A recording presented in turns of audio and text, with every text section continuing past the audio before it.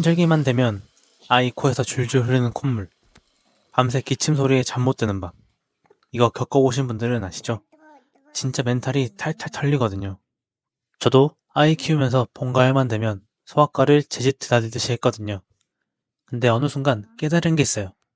감기가 걸리고 나서 병원 가는 건 누구나 하는 건데 진짜 중요한 건 계절이 바뀌기 전에 뭘 해주느냐더라고요.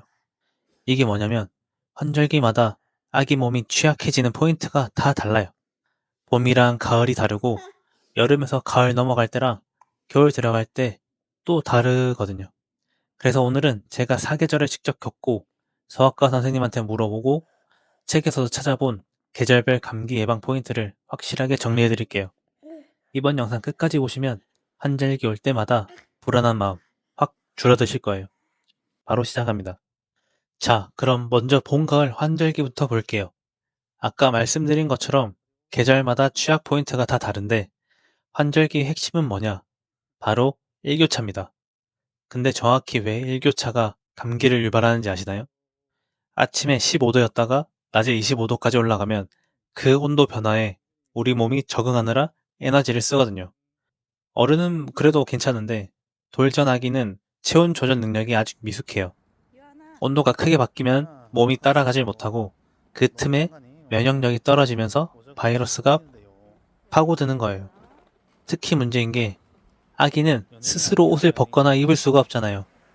아침에 두꺼운 옷을 입혀 나갔는데 낮에 기온이 올라가면 아기는 그 옷 안에서 땀을 뻘뻘 흘리고 있는 거예요. 그 축축한 상태로 저녁에 기온이 또 떨어지면 감기 걸리는 겁니다.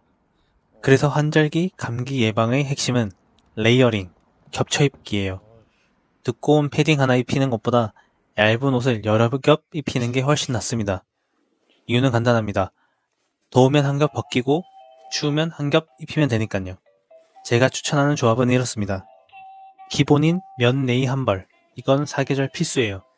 아기 피부에 직접 닿는 거니까 반드시 순면으로 골라주시고 땀 흡수가 잘 되는 걸로 준비하세요.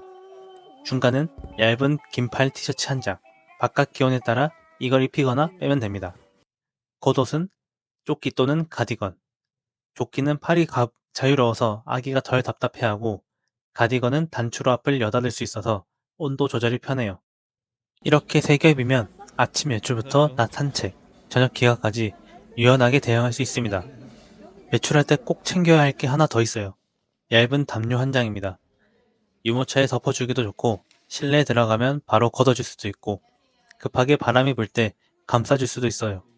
만능입니다. 소재는 거즈 소재를 추천합니다. 가볍고 통기성도 좋아서 너무 덥지 않으면서 바람은 막아주거든요.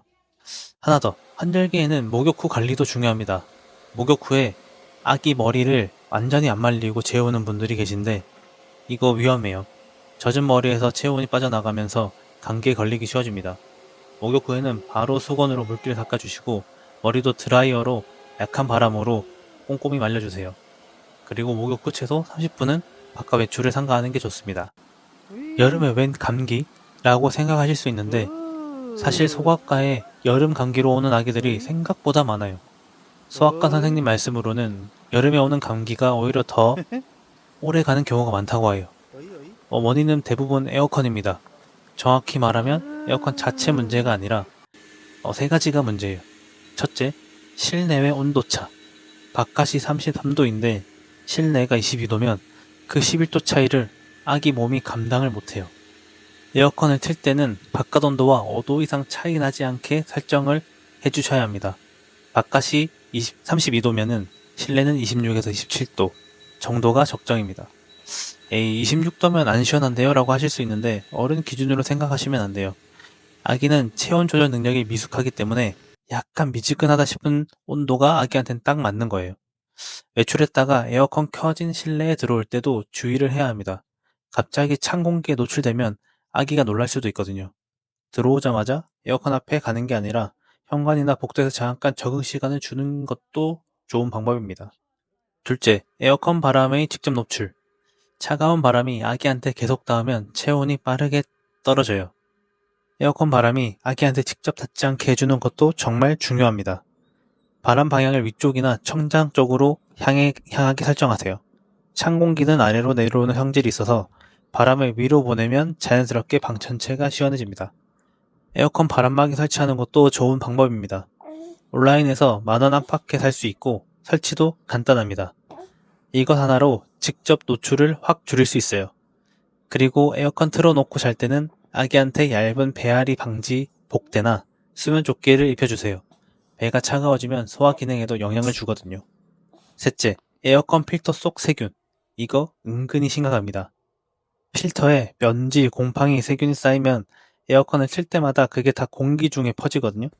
아기가 그 공기를 계속 마시면 감기뿐만 아니라 알레르기성 비염, 기관지 문제까지 올 수 있어요. 2주에 한 번은 필터를 빼서 물로 세척해 주시고 완전히 건조시킨 다음에 다시 끼워주는 게 좋습니다. 그리고 여름 오기 전에 에어컨 틀기 전에 전문 청소를 한번 받는 것도 좋은 방법입니다. 겨울은 사실 감기 바이러스가 가장 활발하게 활동하는 시기예요. 낮은 기온에 건조한 공기, 이게 바이러스한테는 최적의 환경이거든요. 거기다 사람들이 실내에서 밀집해서 생활하는 시간이 길어지니까 전파력도 높아집니다. 소아과 대기실이 겨울에 가장 붐비는 이유가 다 있는 거예요. 겨울에 특히 중요한 게 외출 후 루틴이에요. 밖에서 들어오면 이 순서를 반드시 지켜주세요. 먼저 어른이 먼저 손 씻기, 비누로 30초 이상 꼼꼼하게 씻고, 두 번째 겉옷 벗기, 겉옷에 바이러스가 붙어 있을 수 있어요. 현관에서 벗고 들어오시면 좋습니다. 세 번째, 그 다음에 아기를 이제 케어해 주시면 됩니다. 바이러스는 대부분 어른들의 손에서 아기에게 전달됩니다.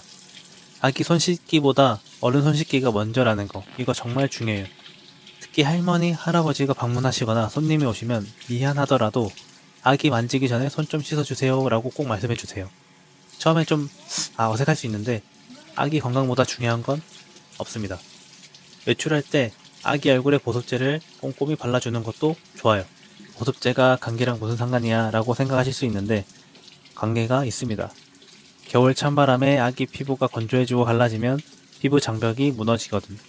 그러면 피부 장벽이 약해지니까 바이러스가 침투할 수 있는 경로가 하나 더 생기는 거예요. 코 주변이랑 볼에 특히 신경 써서 발라주시고 입술에도 아기 전용 립밤을 살짝 발라주시면 좋습니다. 겨울은 특히 실내 습도가 30% 이하로 뚝 떨어지는 경우가 많아요. 난방을 하면 더 심해지고요. 이때 가습기가 필수입니다. 적정 실내 습도는 50에서 60%인데 겨울에는 특히 의식적으로 챙겨주셔야 해요. 빨래를 실내에 널어두는 것도 습도 올리는 데 도움이 됩니다. 가습기 보조 역할로 활용하시면 좋습니다. 오늘 내용을 계절별로 간단하게 정리해 볼게요. 봄, 가을, 한절기에는 얇은 옷을 여러 겹 입히는 레이어링이 중요합니다. 그리고 담요를 하나 여분으로 챙겨주시고 목욕 후엔 머리를 꼭 말려주세요. 여름엔 에어컨 실내외 온도 차이를 5도 이내로 해주시고 바람이 직접 노출을 피해주시고 필터도 2주마다 청소를 해주세요. 겨울엔 외출 후 루틴이 중요합니다. 어른 먼저 손 씻고 아기는 보습제로 피부 장벽을 지켜주시고 습도도 관리를 잘 해주시고 이렇게 해주시면 됩니다. 계절이 바뀔 때마다 이 영상 한 번씩 다시 보시면 그 시기에 뭘 챙겨야 하는지 바로 정리가 되실 거예요. 결국 핵심은 하나입니다. 아기 대신 부모가 계절의 변화를 읽어주는 것. 아기는 스스로 옷을 입고 벗을 수도 없고 에어컨 온도를 조절할 수도 없잖아요. 우리가 한 발 먼저 준비해 주시면 됩니다. 오늘도 육아 출근 함께 해주셔서 감사합니다.